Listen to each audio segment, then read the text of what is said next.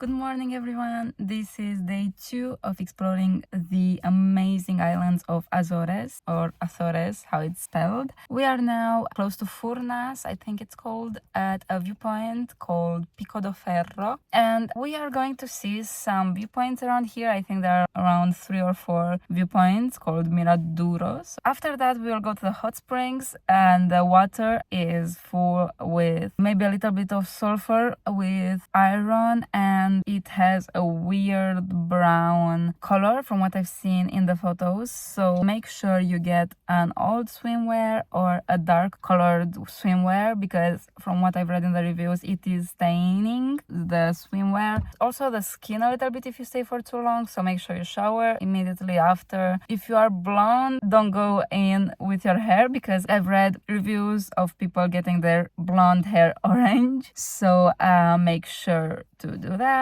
And right now we are going to see the viewpoints. I will show you around a little bit, and after the hot springs I'm not sure yet. We will see then how much more time we have of daylight. This is the parking, and there is also a bus I see. The souvenir shop is closed, and look here, the viewpoint. We have to walk a little bit to reach it, and the road is very good, in a very good condition around here, as you can see.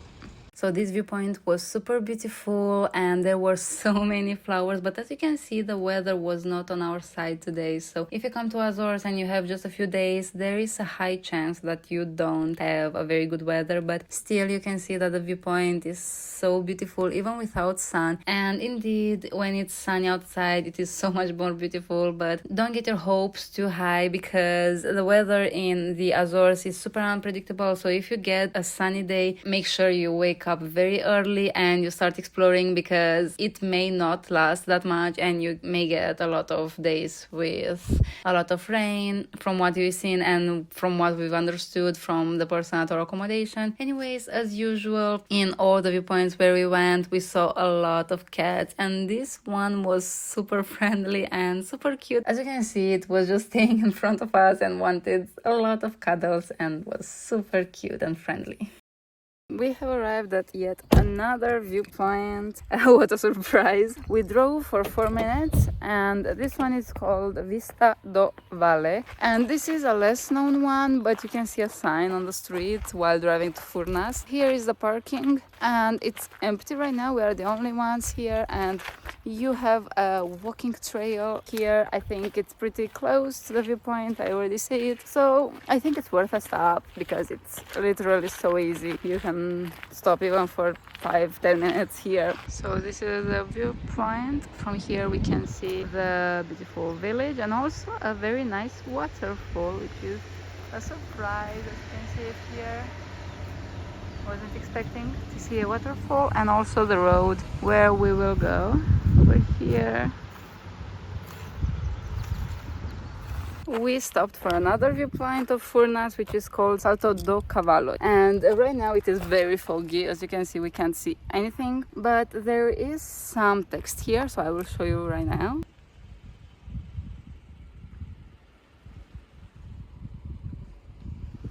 So here you can see about the area. You can stop to read. You stop the video, and here is the viewpoint we should see. And here is the viewpoint where we are right now. And also the parking. It is pretty small, but it is like not crowded. So we were pretty sad that we weren't seeing anything from this viewpoint, but patience is the key here, because we waited for a few minutes. I was really hopeful, and indeed it was really a good decision to wait, because we were able to see this amazing view that you are seeing right now, because the clouds were moving so fast. This is one thing that I truly remember from the Azores, like the clouds were moving super fast every day. So this is why the weather is changing so fast. But basically, if you're not seeing anything in this viewpoint, just be patient, and for sure the weather will clear up all the clouds. We have just arrived in the parking lot of Caldeiras. You can see there are a lot of spots there, even in front of me. You can fit here, I think, 100 cars easily. It's probably a very touristic spot. Right now, it's not even close to full, the parking, but we are off season. Anyways, it's basically what we already saw in Iceland, but there is some boiling water from volcanic activity, and we will smell a lot of sulfur around here because of the hot springs, obviously. And I think the entrance is free. I will edit the video later if it is not. The parking seems free. All the parkings so far on the island were free, which is much appreciated because all the parkings are very well cared for. So it's really, really nice that they offer them all for free for tourists. So these are dry ones. And this one means that it's small, as you can see. There are some dry ones, but you can also see some active ones. Let's get a little bit closer to them. The translation is, this one is big. So yeah, that is pretty obvious. We can see one over here too. And yes, the smell is horrible. Ugh. So in the end, this entire area was for free because basically it was in the middle of the city, which was really cool because you could even drive through all this thermal area and you could see it from the car while driving, and that was really nice. It's definitely one of my favorite places in the Azores. I don't think it's my number one, but it's up there for sure, and I really recommend you to come here. Anyways, feel free to pause the video right now to read everything that is written on the screen because it's a lot of very interesting and useful information about the Furnas volcano and area. This small village or small city, I don't know what to call it, it is so pretty, as you can see, with lots of green spaces and flowers. I really love it.